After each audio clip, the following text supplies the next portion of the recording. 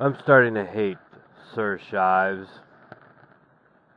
No, really, I am.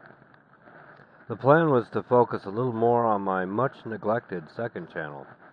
A channel to deal with numbskull videos like this one we will be examining today. And to delve back into the examination of theism, so that numbskull creators like the one we will refute today cannot waste the hard-won victory of rationalism. But no, numbskulls gotta be numbskulls. So we will be doing as we do in response.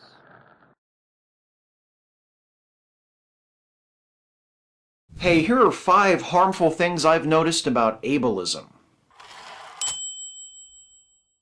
Yes, and we'll deal with them in part 2. In the meantime, let's entertain the summary of my response, and since you put it so well, take it away. As an able-bodied, neurotypical person, it shouldn't be me who aren't directly affected by ableism who decide what is and isn't counted as ableism, but rather those who have to contend with it every day. You see, re-edit Steve got it right, where you got everything else you said straight from your sphincter. Re-edit Steve said everything your video should have said. Where he began and ended is where you should have begun and ended. Let's find out why. Let's start with the most obvious point. Re-edit Steve's birth was accomplished because you, Sir Shives, made those statements. The birthing pains, unraveling your cognitive dissonance. I mean, what does it take?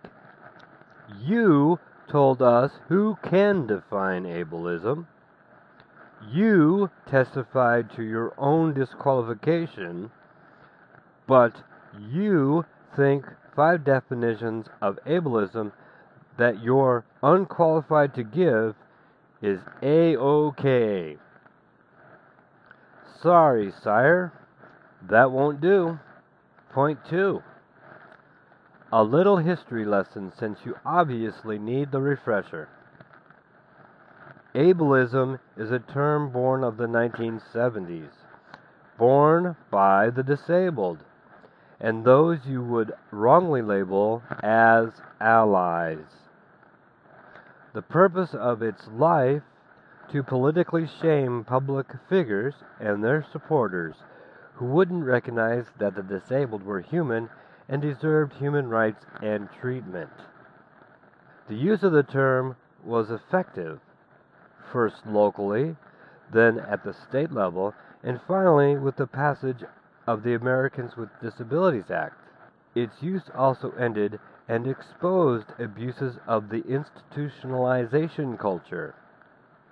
It also promoted scientific research over generalized stigma. You see, ableism as a thing accomplished its goals, and the disabled had no more need to use the term. It was not us who resurrected its use.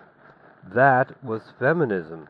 And just so you're certain, our movement was not born of feminism, nor was our term. Its every use to shield you is an ableist act. Point 3. Definitions. You feminists love those, right? Well, sire, it's our term, not yours. So fasten your fucking seatbelt. Ableism is any time any non-disabled person presumes to communicate for the disabled in preference of letting them communicate for themselves. Any time a person intentionally and personally refers to a disability in order to dismiss the disabled. Any time a person retaliates against the disabled because they are disabled. Anytime a person pretends to be disabled, either for perceived benefits available to the disabled or as a means to avoid responsibilities and/or repercussions. These are the definitions, Steve. And you missed on all but one of these, and that is also the one that makes you personally an ableist. Point 4. Feminism and disability advocacy are incompatible. And I mean that. Feminists had no concerns for the disabled whatsoever until it was realized that there was traction in claiming yet another advocacy in the mid-90s. And that was because feminism thought it had found a sturdy shield. When you and your sisters stop advocating for specifically disability-based abortions, then you might get a seat at our table. In a strictly observer capacity, you might learn something like how to win and move on.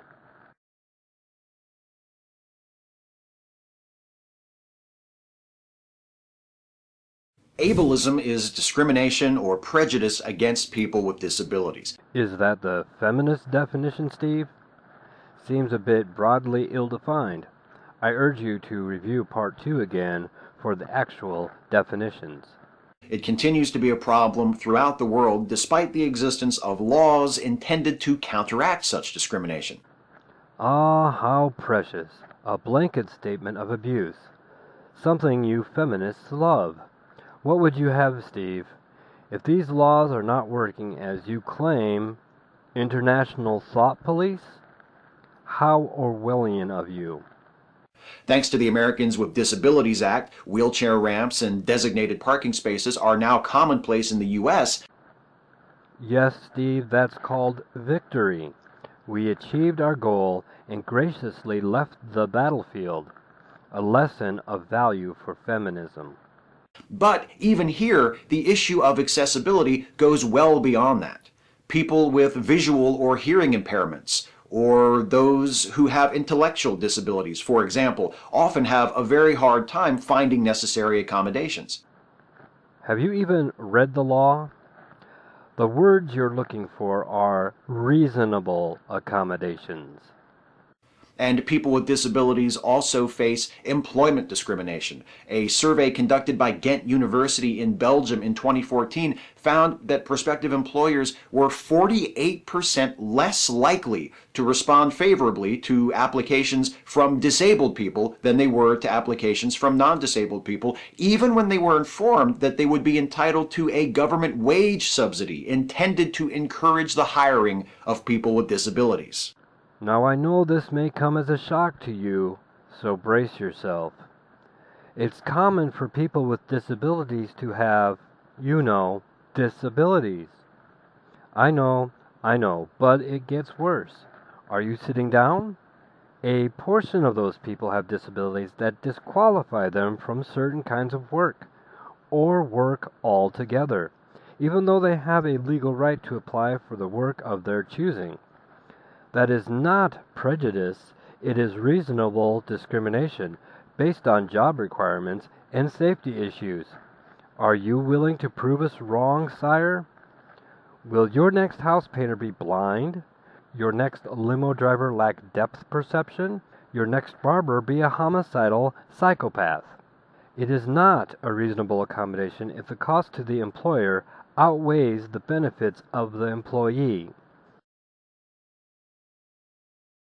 Number 2, it permeates our language. The pervasiveness of ableist attitudes is apparent in the words we use. I'm sorry. Words by themselves are powerless. I will get back to that point, but remember the actual definitions for ableism I gave earlier? Policing the words a disabled person can hear or use is an ableist act under 3 of the 4 definitions.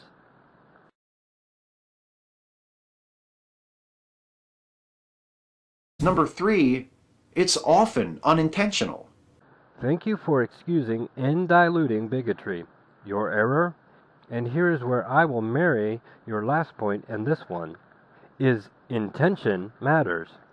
Your list of words from the previous point, lame, crazy, stupid, and retarded, actually have real-world usage not related to your straw man ableism. By protecting the disabled in the way you hope, you are making things worse. An example? There's one word I always respond to as a personal attack. It is only through exposure to it that I have been able to step back and analyze the context and respond accordingly. This is a strength and a learning experience I have been able to apply elsewhere. Your protection, your labeling of these terms, regardless of context, removes personal development and personal choice from the disabled. Treating the disabled as if they can't handle the world by default is an ableist act. Discrimination doesn't have to be willful to be harmful. I know you're speaking English, so why am I wondering if you understand English? Perhaps because discrimination is defined by actual usage as responding, a conscious act, to differing stimuli in a different, potentially biased way. The act of giving reasonable accommodation is discrimination, as is the act of not doing so. But neither is an unconscious or unintentional act. It erases disabled people. One of the most harmful results of ableism is that it excludes people with disabilities from the conversation. Their needs aren't considered, their contributions aren't treated as important, their presence isn't acknowledged. Wrong, wrong, wrong. 1.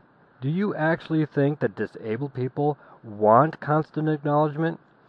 Or might it be possible that we actually like the idea of being treated like humans as opposed to fine china on display? 2. You can't erase disabled people by word or deed. It has been tried often enough, but arch nasty is proof enough against your appeal to consequences. What can and does erase our accomplishments is people constantly talking over us, like you and your sisters, Steve, as you point out. It's isolating and alienating. No, sire, it isn't. But to ableists like you who feel the need to point out our every difference, of course isolation is the least you could do. I've never had to deal with either the impatience or the misplaced pity of others. Let me give you a sense of how that feels. Shut the fuck up, Steve. Just shut the fuck up. The hardest part is doing it in just 15 minutes.